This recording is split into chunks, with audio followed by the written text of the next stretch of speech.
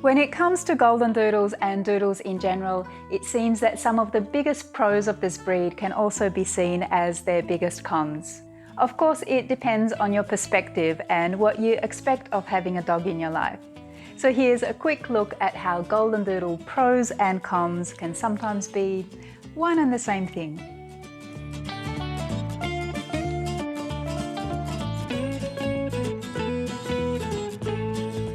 Hello and welcome to my Golden Doodle Diary, the channel about golden doodles, groodles, doodles, as represented by Sophie and her friends.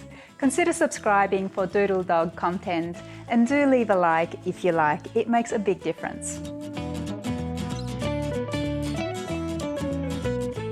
Let's face it, a lot of the doodle dog appeal is that big fluffy coat, which is nice to look at and even nicer to pat and to cuddle up to. They look like an adorable plush toy that's come to life, a real-life teddy bear.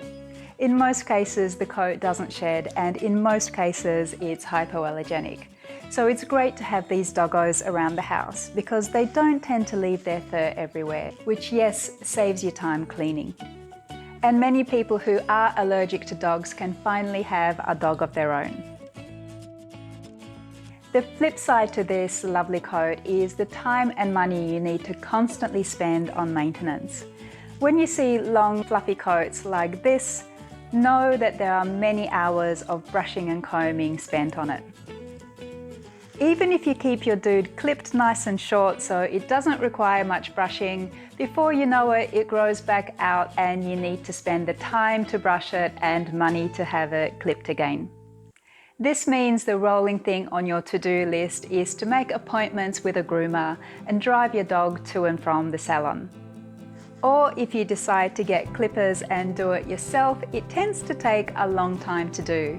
So then you're effectively paying with your own time. A lot of people oscillate between the two options, saying, let me save some money and do it myself. And other times, oh, I'll just get someone to do it all for me so I can have that chunk of my weekend back. This should never be downplayed. Despite what you may sometimes hear, there is no question that a golden doodle coat is high maintenance and effectively an endless task. When it comes to brushing and combing, as a rule of thumb, expect to brush it every second or third day. And if the coat is dense, fine and long, or if your dog swims regularly, then it needs a brush and comb through daily to stay one step ahead of matting. So with busy lives and families, adding a dog with a high maintenance coat to the mix may be too demanding on your time and budget over the next decade plus, or however long the dog lives. I'll also add that some golden doodles do shed their coat a little or a lot, and some golden doodles aren't hypoallergenic, in case that's an important deciding factor for you. Golden doodles have a certain charisma and exuberance that really light people's lives up. They often carry that puppy joy with them for quite some time after they've reached physical maturity. The effect on us people is that it lights up our lives for longer. Now, from personal experience and from talking to many golden doodle owners, I can tell you that the puppy phase can often last for several years. Sophie's, let's call it, puppy exuberance phase lasted about 2.5 to 3 years. She's still playful, of course, because she's still a young dog. It's just that intense puppy energy that's now matured in her. Chappie, the large black golden doodle whom I featured in another video on this channel, also matured at about 3 years old. For Chappie's brother, it happened at about 6 years old. For Asher, it was also at about 6. Now, one of my neighbours had a golden doodle which lived for 12 years. To my surprise, she told me the high energy, puppy-like exuberance in her dog never really went away. Now, this is fantastic for people who are active, but on the flip side, it's potentially tiring and even overwhelming if your own energy levels are significantly lower and you can't keep up with the happiness parade. So the other reason why most golden doodles are high maintenance is that they need to be frequently exercised, or they make their own fun and find some destructive tasks for themselves around the home or garden. Sophie is now 3.5 years old and still needs 2 daily walks to expend her energy. If not, she starts to furiously dig at the corner of the sofa. This sofa. Just her little way of saying, I've been nice and quiet and snoozed enough and now let's go out. Or the sofa gets it.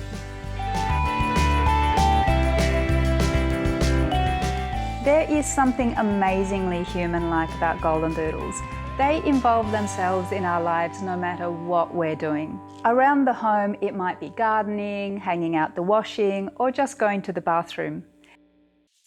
Here's the thing, almost anything you do is of interest to a golden doodle. Their number one question will almost certainly be, hey, what you doing? Chances are you are being watched and more than likely you are actually being followed around. It's not for nothing that they're frequently called Velcro dogs, or have nicknames such as Shadow. One of Sophie's own nicknames is FOMO.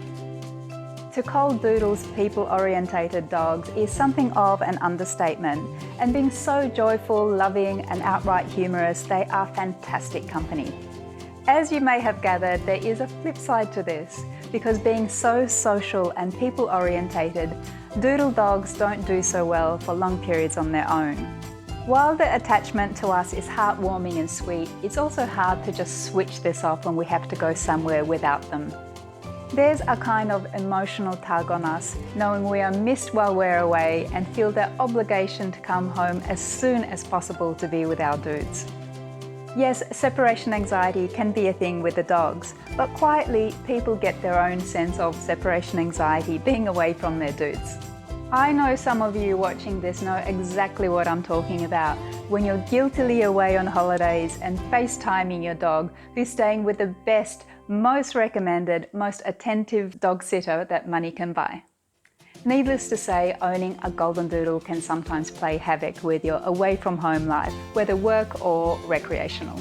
I know that many people working full-time often take their dogs to doggy daycare, or get a second dog to keep the first one company. So yes, owning a golden doodle can be quite an intense experience. It's not a family pet which sits at the sidelines. With golden doodles, they're more a front and centre family member with their own views on things. And that's just what it's like to live with this character here.